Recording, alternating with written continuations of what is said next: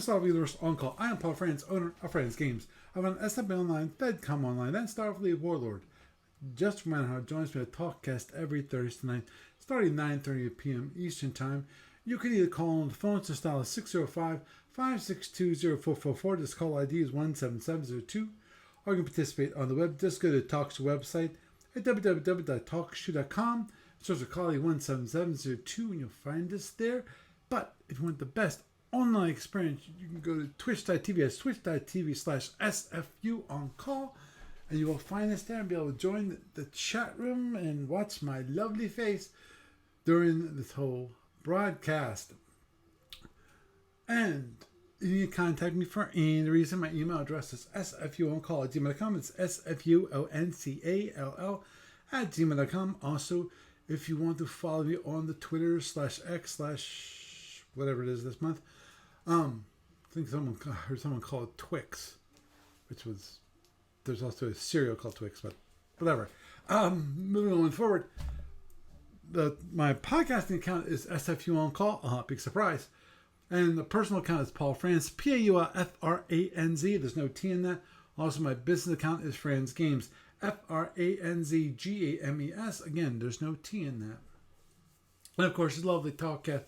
Gets no podcast available on iTunes, various other feeds around the net. Steve Cole was, of course, busy working on the art for the Orion Master Starship book. And also, Steve Peck was busy working on Module K. Also, this week was the revised edition of the Call to Arms Starfleet Book 1.2 Zinti Ship Master Card Pack. So you can now pick that up. Sorry, I did not write down how much that costs. So moving on forward on that. Found on the online store this week is GURPS Klingon.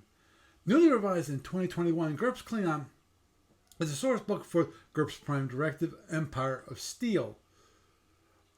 The Klingon Empire is the most dangerous enemy faced by the Federation, and yet the Klingons don't think the Federation are their primary threat, except economically. In this book, you will find out even more about the Empire and the people who inhabit it. More about the history of the Klingons. Find out how Kalis conquered the planet, discovered what is known about the old kings who took the Klingons into space, then mysteriously vanished, stranding the Klingons on their homeworld, and read how the Klingons returned to the stars and became an empire to be respected and feared. More about the Klingons. Find out more about the Klingons themselves, including their biology, culture, military, government, emperors, religions, economics, legal systems, and colonized planets. Discover what options are open for education in the Klingon Empire, and including in more information about the imperial paladins, military nobility, and various intelligence and police agencies. In this revision, more information has been included in the templates, including new skills. Moving on forward onto the SFU Online tournament, the Sapphire Star 17 tournament is still looking for players. We have only 4 slots left, so if you want to join us, please sign up immediately on the sign up page, and also for the SFU Online. Also, if you want to, there is a that'll take you. There's also another link to pay because it costs $10, and all you have to do is win one game and you get the $10 back. It's really neat in that regards. Moving onward and forward, when it comes to the library report, I have yet to update the library. I apologize for slacking on that. There are some ones that are outstanding in my inbox. Also, when it comes to FedCom library, there's still no update there. So with that, that is the news for this week. And it's me, the one and all Paul Franz, welcoming you to Starfleet Universe On Call. And tonight, we have Doug. Hey, Doug. Hey. I am here. That's always good to see. And we have Gary. Say hey, Gary. Hello. Okay, don't mind me, folks. I'm just getting the Twitch monitor going. Yeah, my iPad. Oops. I'm not sure if any of you guys heard an echo. No. Okay, good. But anyway, the first topic of the evening, Gary, you mentioned something that there was some discussions going on when it comes to F&E, and I think SFB on the discussion board that I missed, basically. So, first of all, the folks at Battle Group Toronto have posted a news item. Basically, there's going to be an in-person tournament for SFE coming up next month. Oh, yes. So, yes. I don't know if you've already covered it in the news portion, but might be worth just totally reading out a bit for anyone who's listening, who's either up here or who can cross the border relatively conveniently, who might want to attend. Yeah, possibly. I'm not sure how far Schenectady is from where they're going to be playing, but I know they're like northern New York, near Albany. So, anyhow.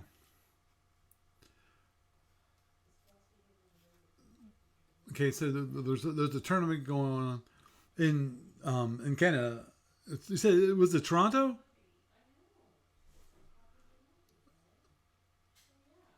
Gary, you Toronto, there? Ontario, that's correct. Oh, Ontario. Okay.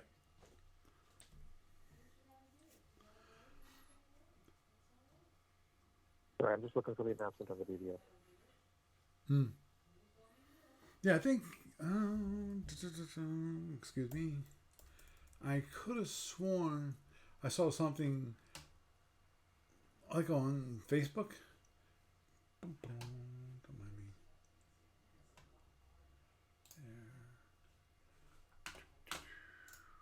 Yeah, if you're on the BBS, go to Company Convention Stores Ideas. Oh, okay. And then Convention News Multi Games. And then Convention Announcements. It's the most recent post. Okay.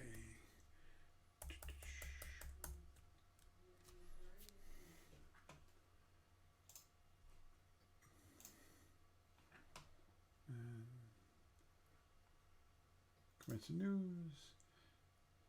Oh, convention announcements. Okay. There it is. The Battle Group Toronto is proud to announce the 5th SFB Toronto Championship. So it's going to be in Toronto, Ontario. And it is Royal Canadian Legion, Branch 10.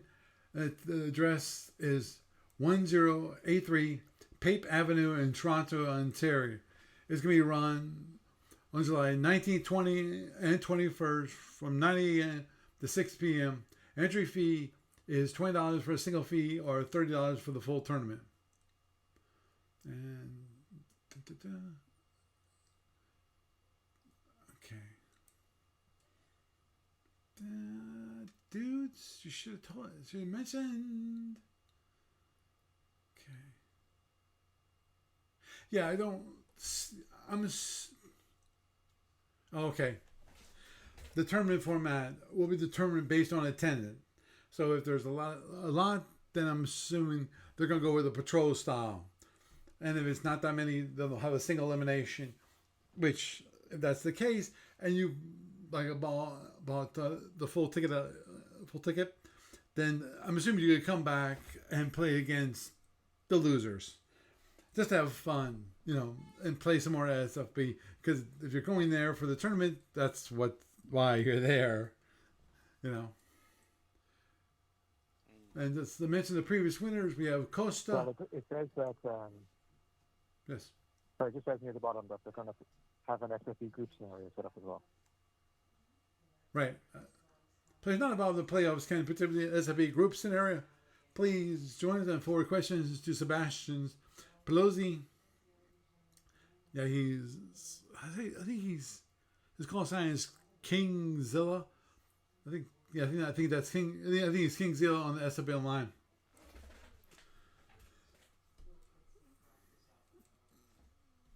And for those of you who've played in tournaments, looks like 2018, 2019 was won by Tim Linden. He's very well known, at least to me, as a Canadian, because he's come down to the Origins Gold Hat tournament that we've had, in the past. That hasn't been run for a long time now. And of course, What, over 20 years? jeez, it might be that long. Jeez, I don't remember. That time frame? Yeah. Oh, yeah. Agreed. Probably more like 15 or so. But Yeah, I was still living in Sinking Spring at that point. mhm. So it could have been 15, maybe more. Well, it was like the main reason I stopped going to Origins. Yeah, understood. 'Cause they stopped it, so it's like, Mhm. what's the point? Well, that was what's the point for me to go out there, you know? Yeah, that was the big point for me. Hmm. All that tournament play all weekend. Yeah, there's something. Even if I had a passport, which I don't. I still have to get a passport. I did have a passport around.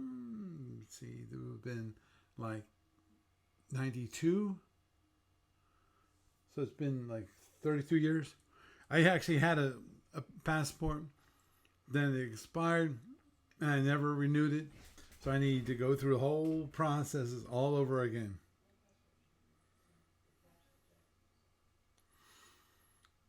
But anyway, even if I had a passport, I could go to If this you start thing. now, maybe you'll be ready in time. What's that? If you start now, you might be ready in time. True. But the problem is, I'm going to be going to in Indianapolis that exact weekend. For some reasons, I do not know. That weekend seems to be very popular. Because that was also the same weekend there was supposed to be the big bash. The big SFB bash, I think in Schenectady, run by Dave.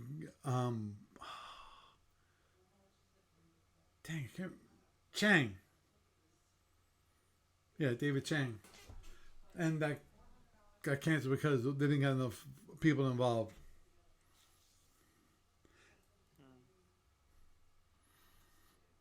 I really wanted to go to that one, but I got scheduled for this other one before they announced the date. So, anyhow, what were you gonna say, I should note Gary? that the trophy. Sorry, I was just going to say that the trophy is. There used to be a member of Baltic Toronto, Art Trotman. He passed away a couple of years ago. Hmm. Or, I forget the exact year, but he's still remembered and he's honored with the trophy. So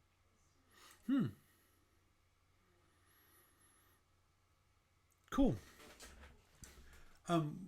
What was the thing when it comes to FNE on the discussion board that was going on that I missed basically? all right, so there's an SFB bit of news. Well, not news, but interesting stuff. So Mike West has been. There's a thread for module C4R. It's basically, I guess it's to give more, like to make the simulator empires like the Frax and stuff campaign compatible. So he's actually been posting in one of the C4R discussion threads about a whole bunch of SSDs that he's been drawing up lately, and including like various things like a heavy war destroyer and PF for the Frax. Apparently he's done one as a submarine PF as well as a surface PF. And he's like discussing about some of the different mission variants that he's done, or others that he decided not to do because he figured that the Frax wouldn't have them, or that the Klingons wouldn't bother creating them for them. Mm-hmm. But his goal seems to be to create a whole bunch of SSDs for each of the alpha simulator empires, and then have them available as like SSD packs for people to be able to purchase if they so wish. That's what it seems to be. So if anyone wants to have a quick look at the C4R thread, you can see some of the information that he's posted about some of the designs that he's gone for and some that he hasn't. But I guess it might be a while before we actually get to see them for ourselves. But without, it's interesting to see that these kind of things are in development. Mm-hmm.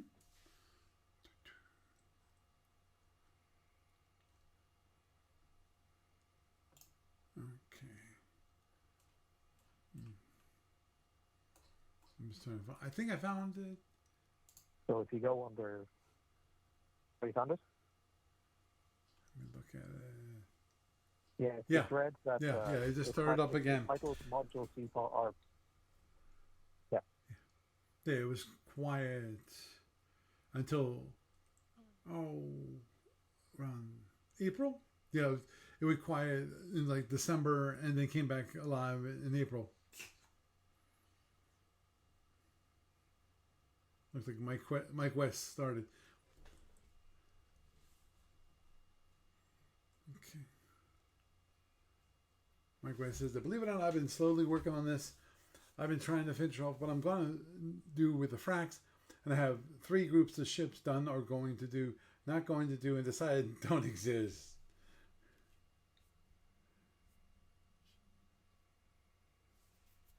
Ah, cool. Steve Cole was mentioning that today Gene greenlighted the idea of future series of 304 modules, possibly C4R 1, 2, and 3, and C4K, which might be totally reorganized before they see print. There are, of course, C4Y123 and C4X123, which will be considered as well. The current idea is Make West to run with the ball, and sometime this summer we will see where we got and what the past looked like. Cool. And yeah, what was it? I think Mike was focusing mainly on the Frax. Yeah. Well, for now, because I think the plan is to go through each of the simulator empires in turn. But apparently he's actually done a bunch of PFs for all of them. So he's done like Barbarian PFs and other PFs and stuff. And so I guess basically when the time comes, then if there's a particular simulator empire or empires that anyone happens to be interested in, then this material will be available for them. But for me, though, I guess the most interesting thing, because you might recall that there was like a side project that went up maybe about a year or so ago, or I forget the exact time, and it was basically what the Frax looked like with different empires' weapons. And so, for example, there was one that had Sartorian weapons and one that had Hydran weapons and so on. So I would personally be curious to see what Omega Frax would look like. I mean, technically, with the Barbarians, you wouldn't need to do too many new SSDs, like maybe one for the gunboats, because the technology works different than in Alpha. But many of the pre-existing SSDs, you could basically just provide a database, like a spreadsheet, and just say that if you're being this empire, you put these weapons in, or these power systems, whatever, and so on and so on. I guess for the Frax, you could do something similar. You could basically, there's too many Omega empires to choose just one. But what you could do is do a similar thing where you basically just take the SSD and pretend that the current weapon mounts are actually optional weapon mounts, and that you're just setting the ones that you need. So, but I think the big thing would be interesting is for the Frax submarines, you could replace the cloaking device with a stealth field from the Buzzing Marauders. So that would make them function differently than Alpha, but also it would be more appropriate for the simulator combat in Omega, like to help train cadets as to how to deal with the stealth field when they face it in, when the doesn't show up to Raven.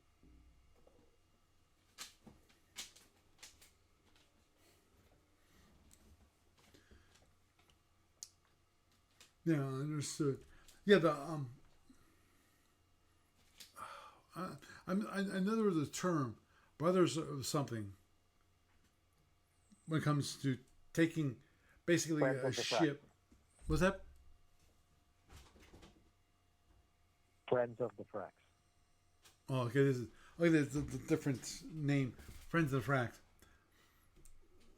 Where the idea is to take the Frax, but exchange the Frax weapons with whatever that empire has. Correct?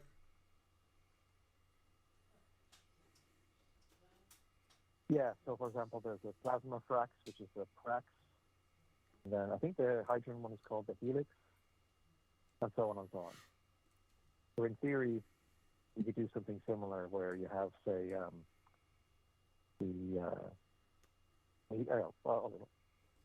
had it for a second ago. For example, if you had a Trojan Frax, you just call them the Trobrax, or still a lazy naming convention, but no more lazy than the ones that they're using for the Alpha Empire. But I think one of them was if you do a Frax ship armed with quantum wave torpedoes, you can call them the Plex.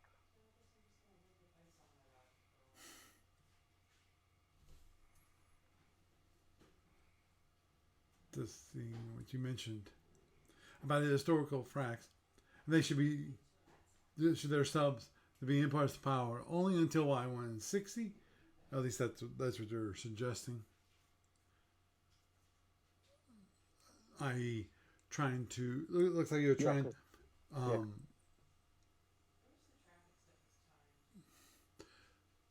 Complete, the whole idea of Frax being his historical ends starting earlier on with only certain capabilities because they're early years and that kind of thing that usually happens with early years versions of different empires ships.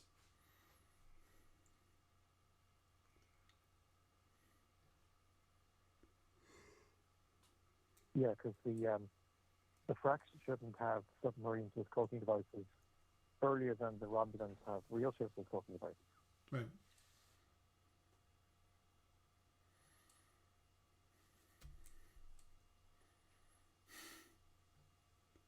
But how do you think about the early warp Romulans that you get in Module R4J is that you could do a series of middle-year submarines that work using the same principles as the Shadow of the Eagle Romulan ships. So in those alternate timelines, then yes, you could have pre-Treaty Smart submarines that have some sort of cloak or veil device, whatever. But in the historical timeline, it should be more circumspect. Like, for example, you can maybe get the submarine stealth coating, but no cloak or veil or anything like that until a certain year. So I guess you could say that it would basically represent like a shallow diving submarine. Like the submarine can't dive into deep waters.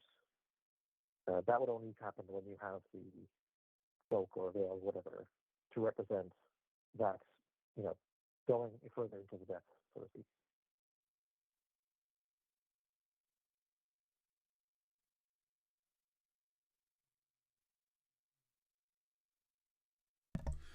Sorry, I was adjusting the volume level for Doug so he can hear you better.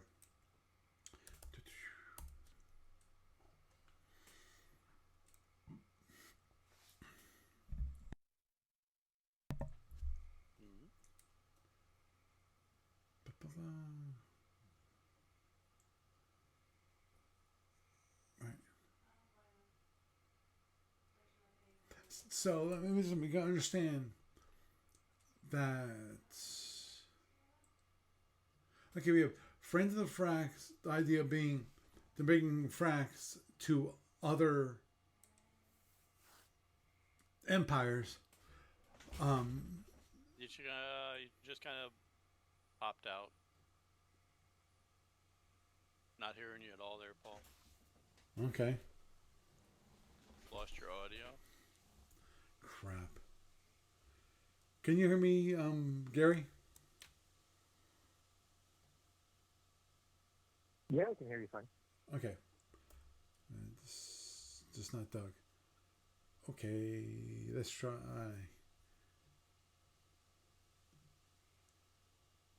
look at this for a moment. Do-do-do.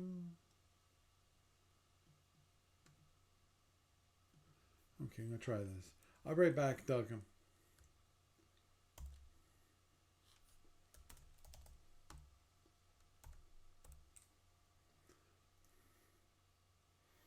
I'm exiting out Discord. I'm coming back. So, really?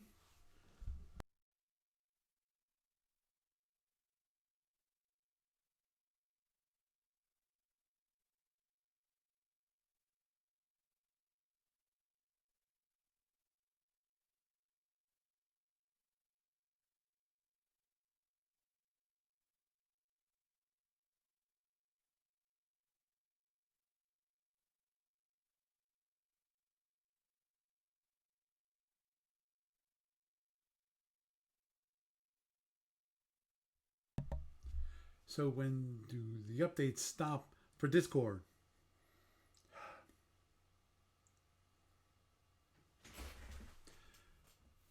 Do do do do do do do do do do do do do. Can you hear me now? Right. No. Because Ah, crap. Okay, you can hear me. He can't hear me. I don't see.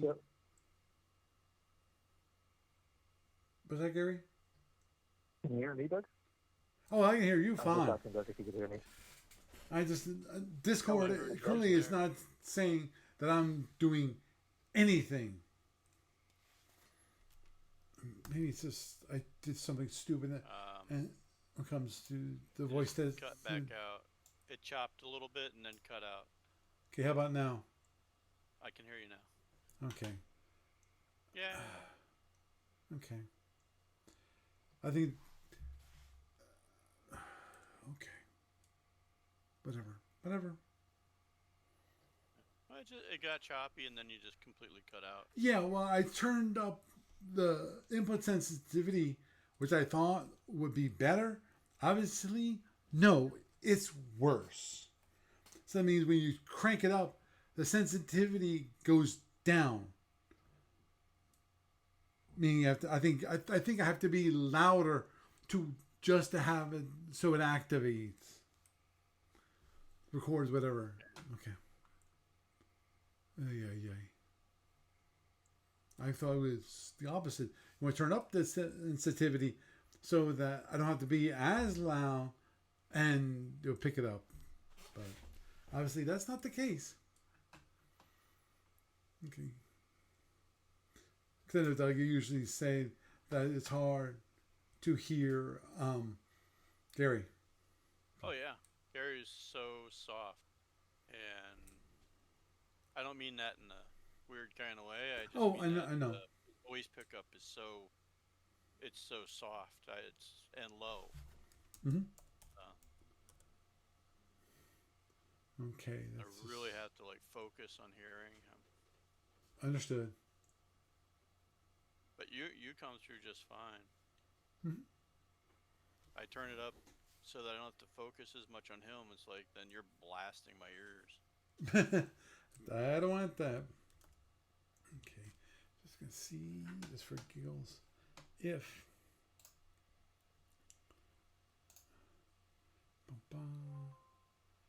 I'm just wondering if I can turn up the settings. No. Okay, let's see if I can here and sound and come on. Discord setup. Okay. Turn it up a bit. Turn it up a bit. Turn it up a bit. Jeez. Hello. Okay. Say something, Gary. Something, Gary? Is that better, Doug? Yeah, it's better. Okay. Yeah. Am I louder too? You're still a little loud, but I'm okay with it. Okay. I'm gonna turn it down just a hair. Okay. Okay. Okay, sorry. I wanted to try to resolve that real quick. It took longer than expected. Sorry.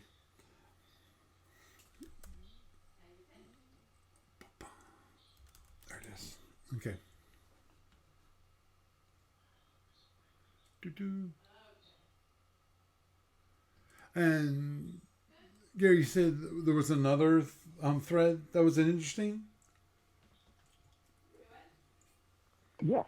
So I'd mentioned a few weeks ago that the Steve Cole and the FME team are working on revised counter sheets Mm-hmm. where Oh yeah. for fighter ups, combined ups, and strategic ups, that's Vulcan with a K, Kilo, and Sierra. But Sierra is an SIERRA, not an American way of saying what in Ireland we take here. But uh, the the counter sheets are actually getting close to finalization. There's still the part where they want to make sure that the factors are what they should be and that there aren't any funny name discrepancies or whatever. But yeah, there's a few interesting things there. So Okay. uh, It looks like one thing that you might find interesting is okay. Let me see if we can understand what you're talking about. And that is this the F&E 1 inch counters and fleet charts or something else? so when counters were originally printed, because each counter represents a shape or a base or a phrase or whatever, auxiliary, anything like that. Mm-hmm. The original counter sheets, I think they had, I want to say it was around 216 counters that they could fit onto the actual cardboard. So that meant that you had to be more careful in terms of how many of which counters you give and how many sheets do you print and include in each pack. Mm-hmm. So with the current generation of counter sheets, it's something like 280 or something like that per sheet because they found a way to optimize the amount of sheet space that can still print properly. So some of the other sheets that exist have whenever they run out of stock, before printing a new batch, they convert them over to the new standard. So that's basically what's been happening for 3 of the old counter sheets. They're now being retired and, well, I guess sold out of it, and replaced with these new ones. And the new ones mean that they're able to include dozens more ships or auxiliary units or other things that can be people can make use of.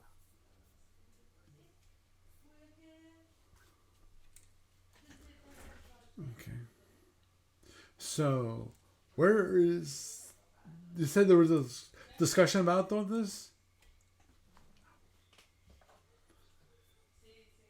Yeah, so for the last couple of weeks, people have been able to post requests for the ships that they want, and also the mission variants and so on. Yeah, yeah. And one thing that was interesting is so in fighter operations, there is a scenario, the Four Powers War, and there's a bunch of ships that either pre-refit ships or ships that don't exist in later time periods that are historically available in that conflict. So it used to be that you would get fighter operations, the rule book, and the rules would give you the scenario for the Four Powers War, but it would have to give you a list of alternative counters because it didn't have the counters to represent things like the Klingon C6 or the Hydrogen Templar Dreadnought. But in 2016, the last time, fighter ups, because there's multiple counter sheets in each product. So one of the counter sheets that was in fighter ups ran out of stock and was replaced back then. And at the time, they used the spare counter sheet space to add dedicated Middle Years counters. So now, if you want to play the Four Powers War scenario, you have proper counters for those Middle Year ships in order to be able to play the scenario the way it was meant to be played.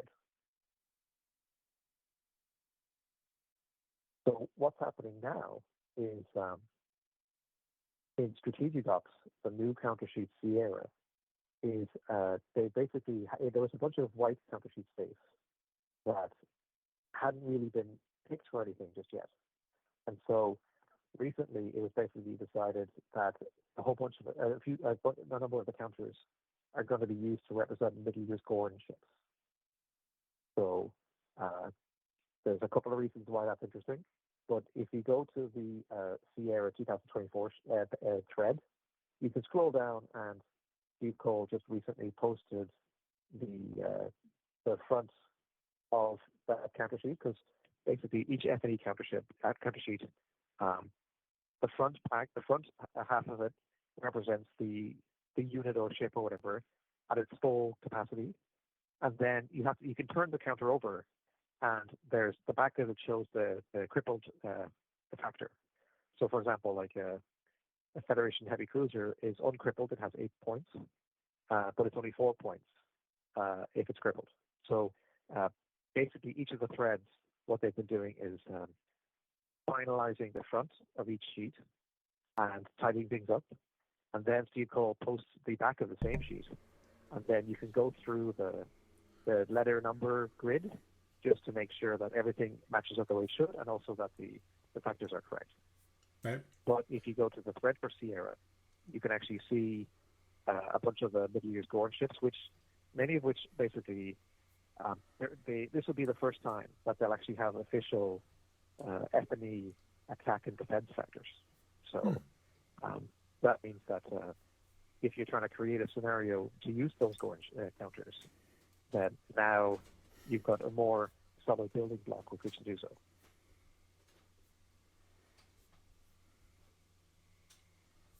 Okay, right.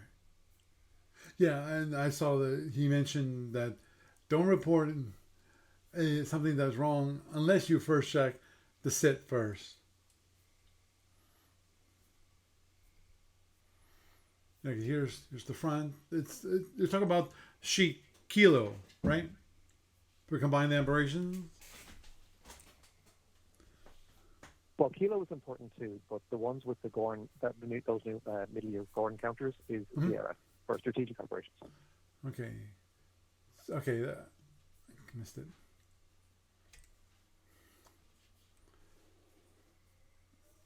Okay, I see it. And that is the front. Okay. So he has not shown the back of Sierra yet. Yeah, that'll probably happen over the next couple of days, or maybe early next week. Yeah, this part sucks. And that is to get it so the counter sheets match up. Because front and back sometimes they're a little bit off. I've seen that. And even cutting over single-sided sheet, you have the same issue where it's the cutter isn't perfect, and you get like chopped off letters or chopped off parts of his ship or something along those lines.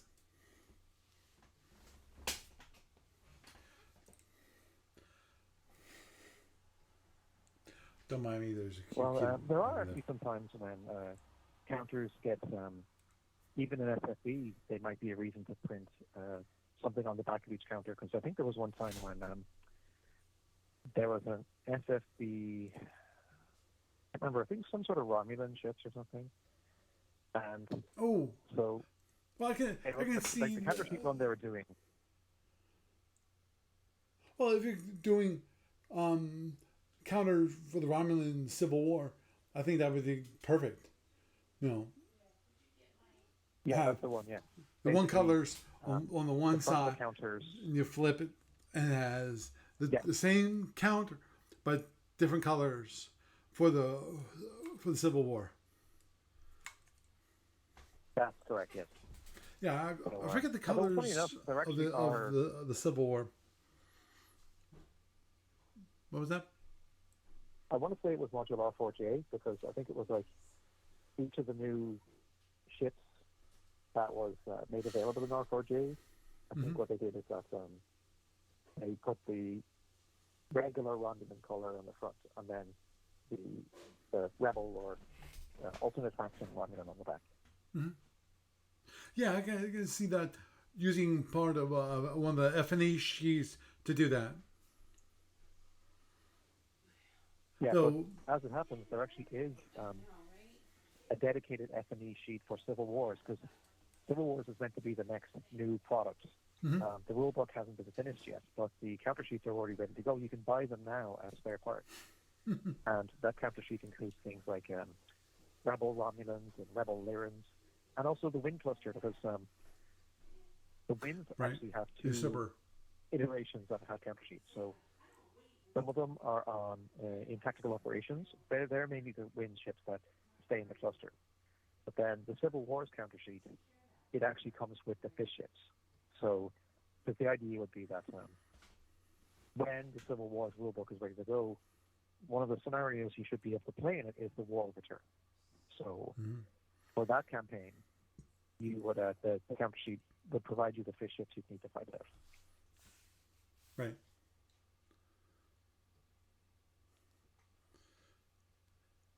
Okay, so the F&E Civil War, we're still waiting for that?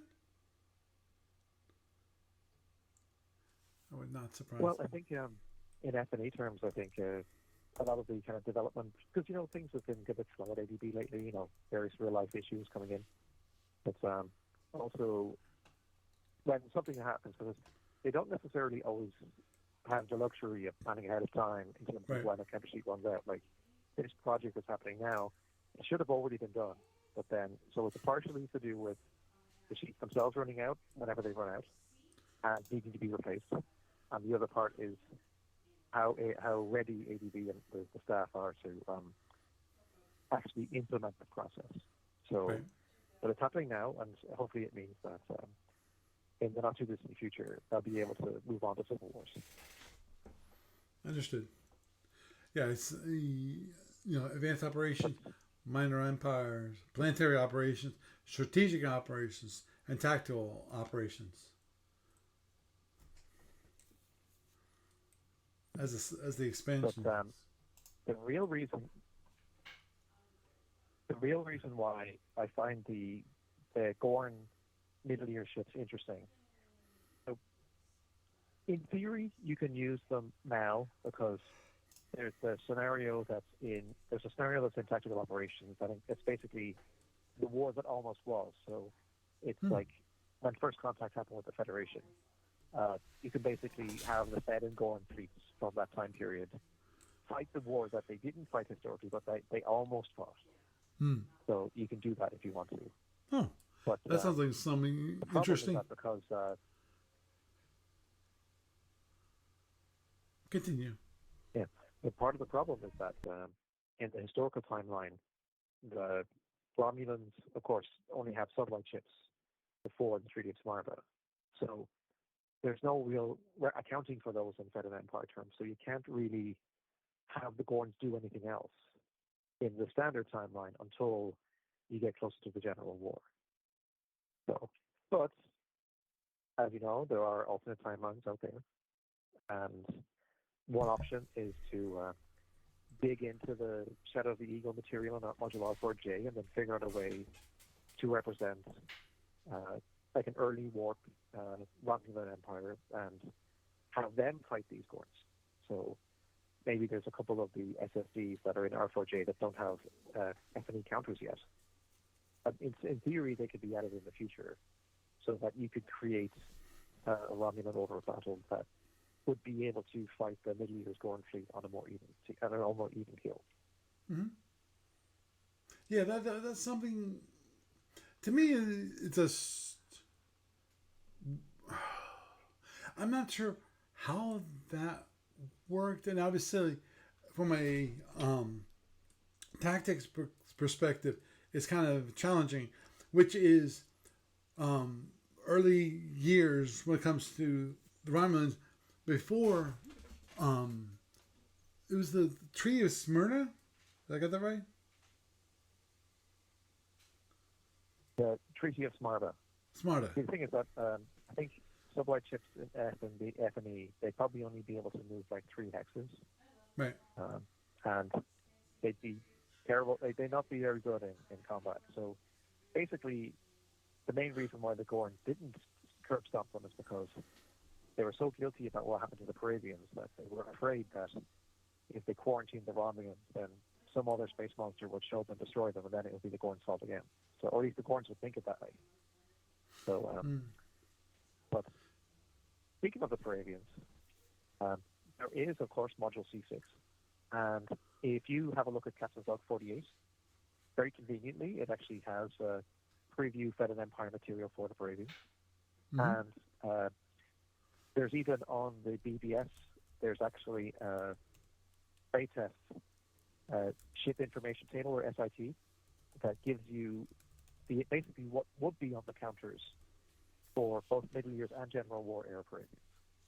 So you can actually look that up right now, and you can see how they how they line up compared to these new Gorn counters that we're on the verge of getting.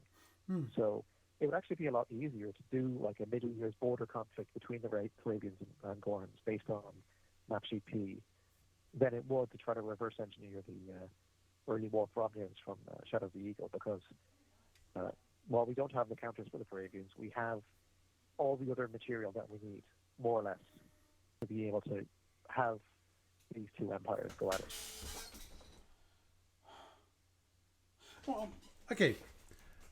The one thing that was confusing to me and still not exactly sure, and that is, I think the only reason that the Romulans could actually survive a battle when it comes to being basically using like war,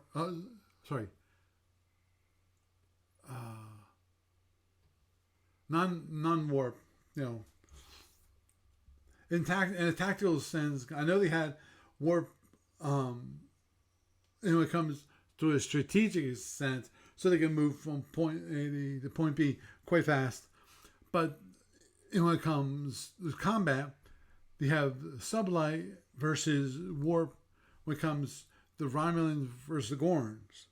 And the only reason I can see that the Gorns wouldn't just wipe them with that is that the Romulans, for most part, were fighting from a defensive position, or at least never in open space, because otherwise the Gorns could just run circles around them. Well, yeah, that was a big point in a lot of the scenarios, covering some of the earlier stuff, especially in the historical timeline. What the Romulans would do is basically, you know how they developed before they developed the cloaking device, they developed the masking device and the veiling device in the early years. Right. So they gradually built their way up to the cloak. So, and also they developed seeking plasma before the Gorns did. So they had the plasma arc torpedo, but the ship to launch the plasma torpedo was still only sublight. Now, in Starfleet universe terms, if your ship has an impulse engine, it basically has a quote-unquote non-tactical warp drive. Right. So the impulse engine lets you cruise at about 9 parsecs a day, which translates to about 3 hexes a turn in F&E terms, because each F&E turn takes about 6 months. Right. But you do have to slow down to speed 1 in order to fight. So what the Romulans would do is they would, each time they go into war with the Gorns, after the Gorns developed warp and the Romulans didn't, they would sneak up to a border colony or planet under cloak or mask or veil or whatever it is. They would land their ships on the target planet, and they would point their plasma launchers upwards and dare the Gorns to take the planet back. So they knew that they were hopeless to be able to fight them in open space. So what they did is basically try to turn it into siege warfare on each captured colony. The problem always is that because the Gorns' warp technology did keep evolving, so eventually once the Gorns got modern, like middle-year starship technology, the Romulans had no hope.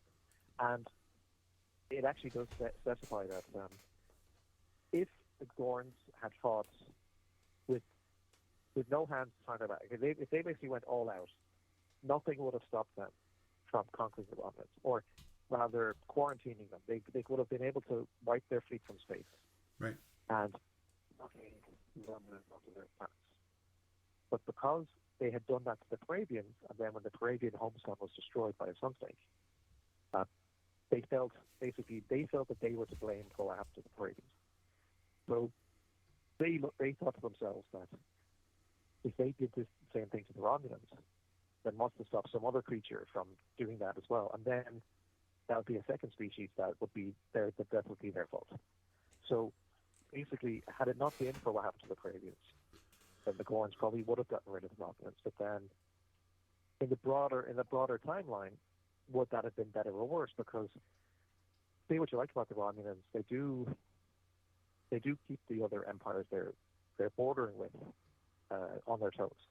Mm-hmm. And it basically also means that, for example, like when the Andromedans show up, then each of the individual empires is more ready to fight somebody. Because, right. like, say the Gorns had defeated the Romulans, then the ISC make contact. If the contact is peaceful, then the ISC and Gorns develop friendly relations. And then you've got an entire half of the Alpha Octant where no one fights each other. From the Federation border to the Gorn border, the occupied Romulan space, which would be basically Gorn space, to the ISC. That would be 3 empires that don't fight. And so, from an in-universe perspective, that would be great. But by the time the Andromedan War kicks off, all 3 empires might be vulnerable in terms of having to mobilize to fight these extragalactic invaders. So, from a strategic or from a game perspective, it might be trickier in the long run to have had the Gorns win than it was for the Gorns to have that guilt that basically stopped them from doing what they probably, in retrospect, they probably wish they could have done it, because once the Romulans did get warped, they were once again more powerful than the Gorns. So the Gorns certainly needed the Federation to help counterbalance the threat from the Romulans. So. Understood. Yeah, to me it sounds like the whole philosophy of the shadows in Babylon 5, which is war is good. It kills weaker races and let the stronger ones become stronger. That kind of idea. Sorry, I've been watching Babylon 5 a lot lately. I'm in season 3. I forget what the episode. But the Warlines and the Shadow and the first ones have decided to leave the galaxy and basically end this stupid war. That the younger races are now ready to take over, and which kind of reminds me of Lord of the Rings and that kind of thing. When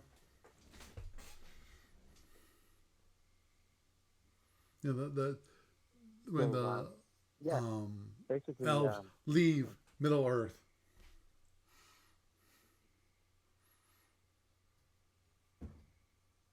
What was that, Gary? So, I was just going to say, my brain's gone. Yeah, so I did actually, there's another thread, I think there's a link to it in that Captain Seat Sierra thread, where it's basically the other thread I'm talking about is the discussion thread for the Lost Empires concept, Arabians and Carnivals. And I was just posting a few thoughts about what the Middle Years wars between the two, like the tactic, the counter level at least, what things would look like if you did try to set up a border war scenario between the two of them.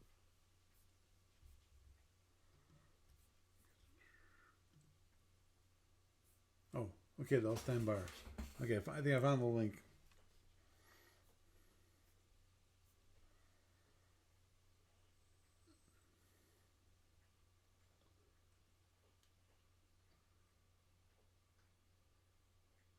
Right.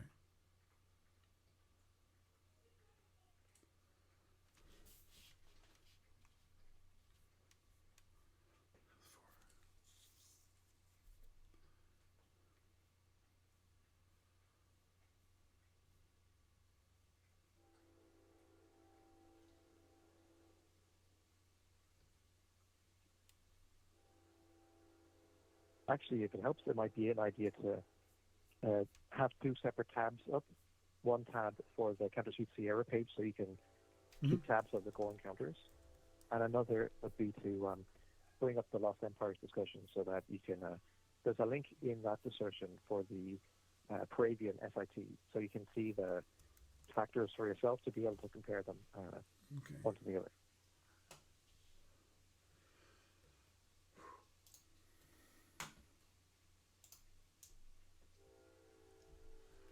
Okay. There's the sit for the Parabians.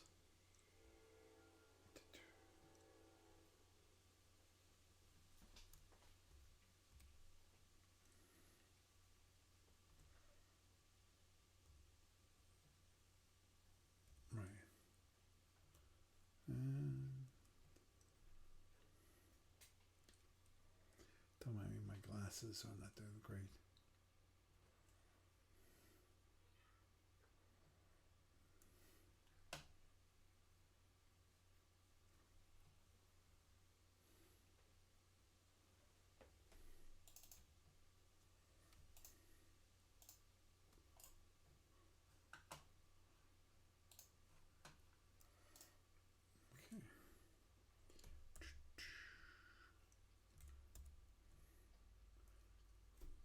That helps a little bit.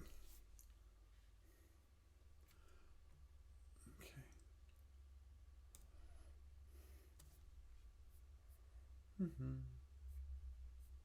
Yeah, Sarah only shows certain Gorn chips. Actually, I'm looking at the Robins. Gorns or red. There it is. Okay. Gorns, white background, red factors. Red text. Red text. Yeah. Okay. And Parabians. Okay, where's my? There it is. Light cruiser, and it's factor 6.3 versus I think it was 6.6 for the light cruiser. Right, 6.8 versus 6.3. That's weird. So what that is when you see, in Fed and Empire, many ships, basically what they'll have an attack factor and a defense factor. Mm-hmm. If the attack and defense factor is the same, you just see one number on each side of the counter. Right. But if the attack factor and the defense factor are not the same, you'll see a dash between them. So the Gorn light cruiser, the unrefitted one, the CL minus, the one that represents the middle years cruiser, its attack factor is 6, but its defense factor is 8. Okay, so I'm reading that right. So when you see eventually when they print they show the other side of the counter sheet. Those factors would become on the crippled side of the ship would become 3 offensive and 4 defensive. So you would read it as 6-8/3-4. Okay.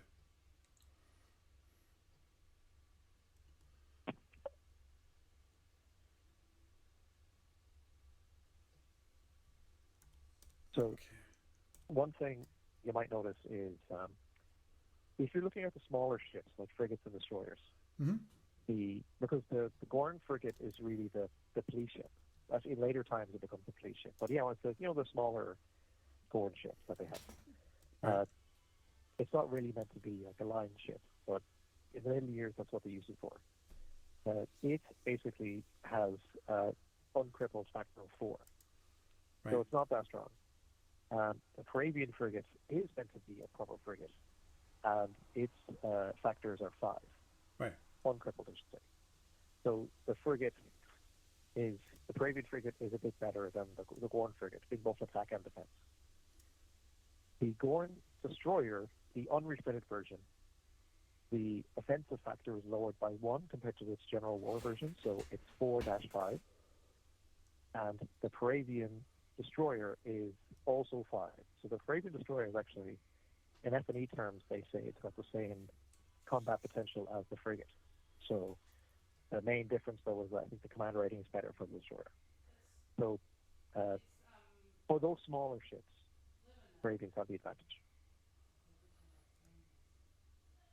Yeah, I can see that. But for bigger ships, it's a different story. So the Gorn heavy cruiser, its attack factor is 8 and its defense factor is 10. But the Parabian heavy cruiser, it's basically got an attack and defense factor of 8. So it just has 8 on the SIT entry. So the way F&E sees it is that they can attack the same, but the Gorn ship is tougher. And it gets a little bit weirder for the command cruiser because Gorn command ships generally have the same firepower as non-command ships. The main difference is that they just put the flag bridge in. Right. So the Gorn command cruiser is 8-10 uncrippled as well. The Parabian command cruiser is more powerful than the Parabian heavy cruiser. And it, for example, it has 5 quantum wave torpedoes instead of 4. So it actually does have a combat factor of 9. So funnily enough, it actually kind of sits in the middle between the 2 factors that the Gorn command cruiser has. So it's more offensively capable than the Gorn unrefitted command cruiser, but it's not as defendable. But the balance kind of works itself out in theory.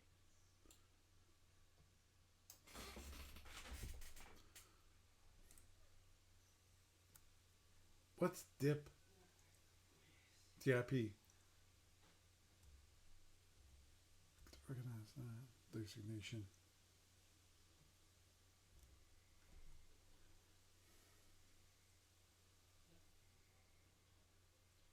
Now, it should be noted that S&E kind of over-eggs the strength, the defensive strength of the Gorn ships. Now, it's decades too late to fix this. It actually says this in the discussion thread. But in SFU terms, the Gorn cruisers are not that much sturdier than the Parabians that would warrant that much of a difference. It's just that kind of the decision that was made for the Gorn ships back when F&E was first created. And they can't really get away from that now. So that is basically how it is now, I guess.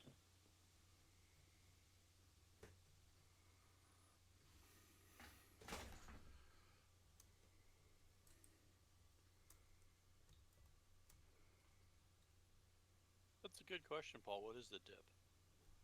Yeah.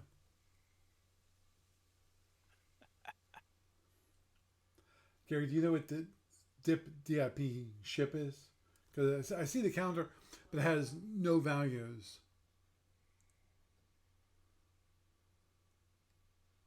Oh, that represents a diplomat.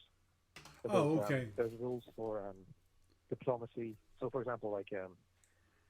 usually if you're a belligerent in a general war, you have to have a diplomat in the capitals of each of your allied empires. And also, say, for example, if you're playing the Four Powers War scenario, because the Treaty of Smarda happens around the same time, if you're the Klingon player, you actually have to send a diplomat to Romulus, and the diplomat has to actually be there to oversee the treaty and enable the transfer of Kestrel ships to the Romulans.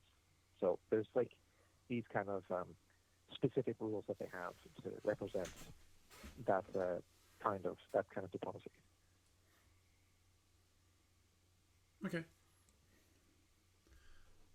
Okay, that explains that, because there's like each race, Empire or Sargine, has dips. That's effectively about the Klingons have an advantage because they have their diplomatic cruisers. They're generally better. They have their own specific rules in terms of being able to transfer diplomats from one place to another. Mm-hmm. Well, there it is. D7N, which is the diplomatic cruiser. Which always was interesting because, On the diplomatic cruiser, there are only Klingons. None of the subject races are on those ships.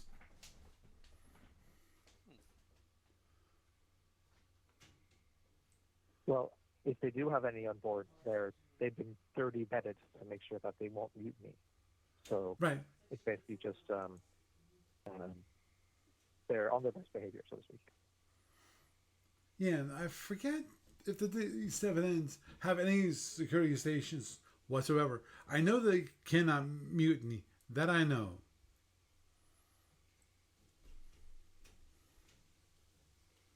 Well, they still have the security stations, but the Klingons just would still want to watch things just to make sure. But basically they do have the no mutiny rules.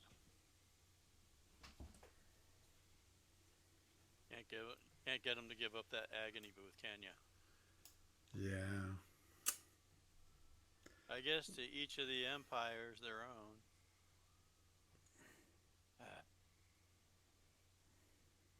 That was bad, Doug.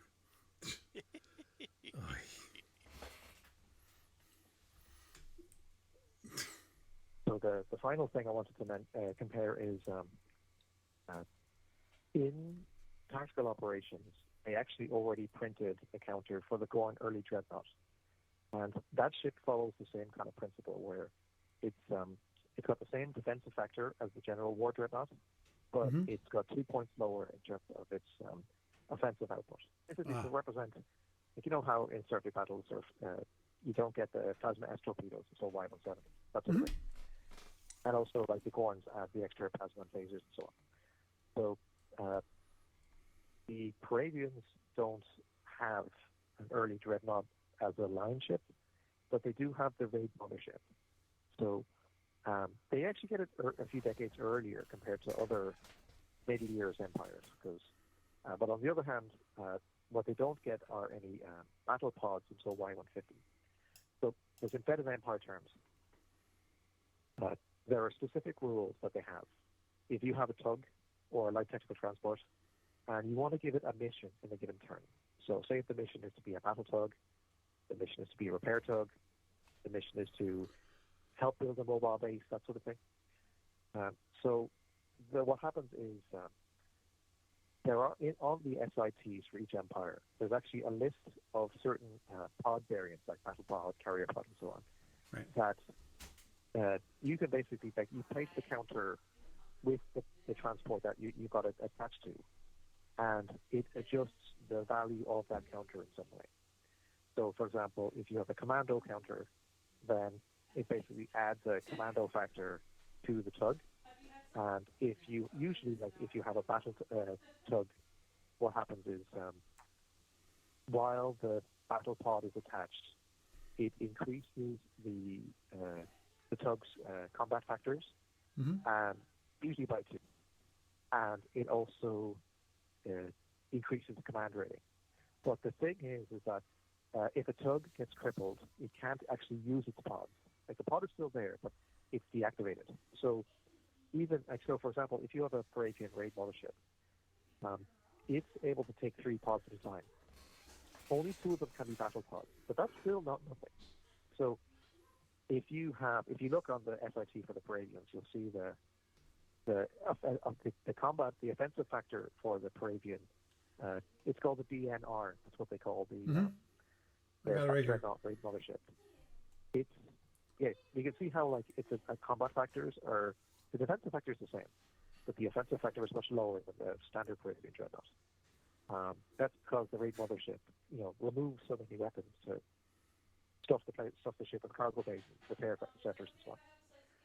So, but once Y-150 comes along, the Paravian player, in FNE anyway, could basically buy 2 combat pods, battle pods rather, and attach them to the raid mothership. And suddenly the factors go up by 4 each, but only when it's uncrippled, because the tug pods, they give you 0 additional combat power if the tug is crippled. So on the one hand, 2 battle pods combined with the Raid mothership makes it fairly equal to a Gorn early dreadnought in terms of its combat capability. Mm-hmm. But it gets much worse if it's crippled because the Gorn ship still has the intrinsic weapons on the base hull. It's still a warship. Right. Whereas the Raid mothership is a giant tug. So it's not that.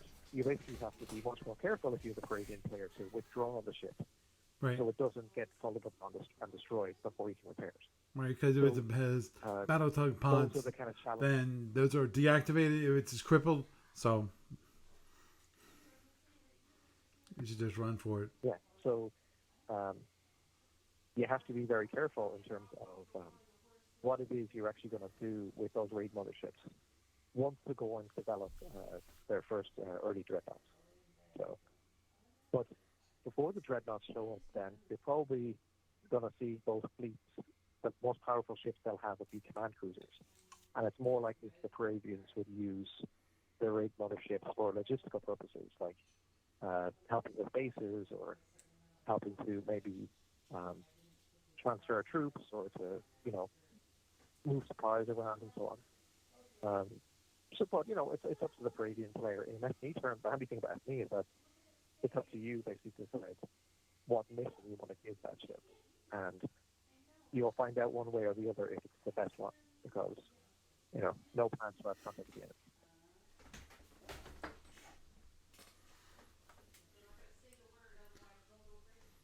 Yeah. Okay. Well, with that, I think we need to wrap it up because it's starting to get a little late, and I have to get some sleep. But anyway. Yep. Gary, it was a pleasure having you around. You have a good night. Thank you. Same to you.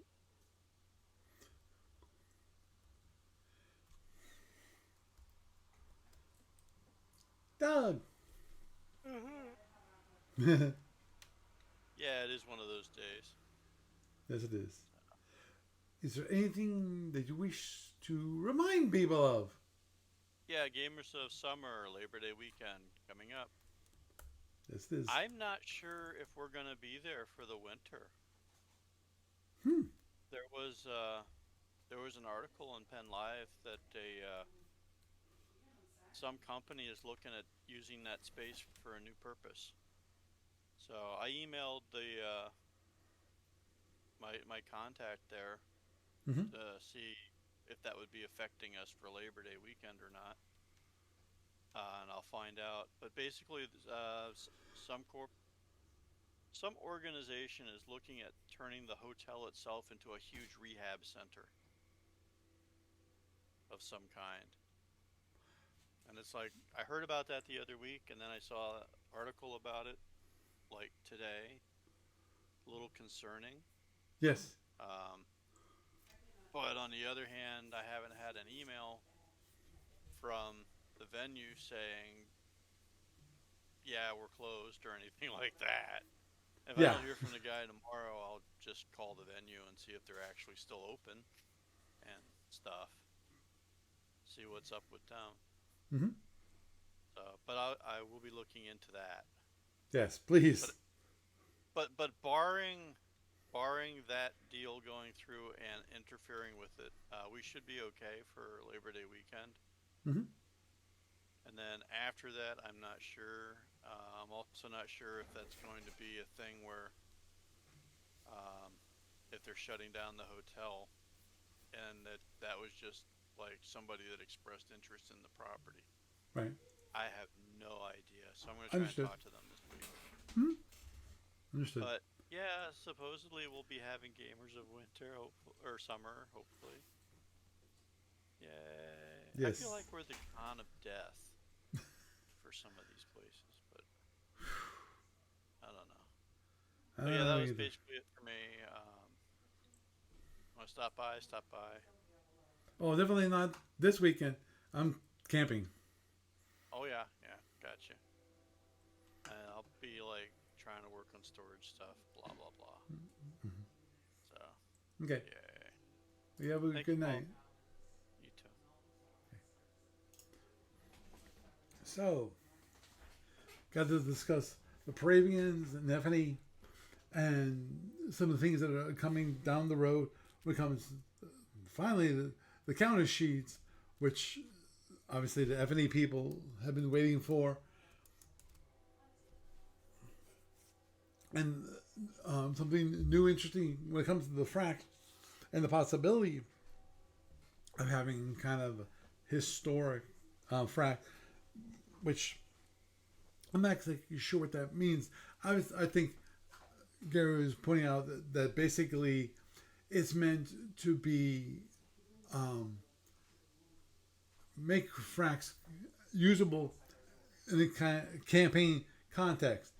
So we'll see how that works out. Hopefully it works out, because I think that'd be kind of cool, at least to have that ability to add them to a campaign, because as it is, when it comes to Starfleet Warlord, the Frax are considered kind of a campaign race already. There's nothing special. You can use the Frax ships as part of your whole fleet and so forth, with no penalty, nothing weird. So you can do it kind of Noel and Starfleet Warlord. But anyway, with that, I am Paul France, and I bid you a good night.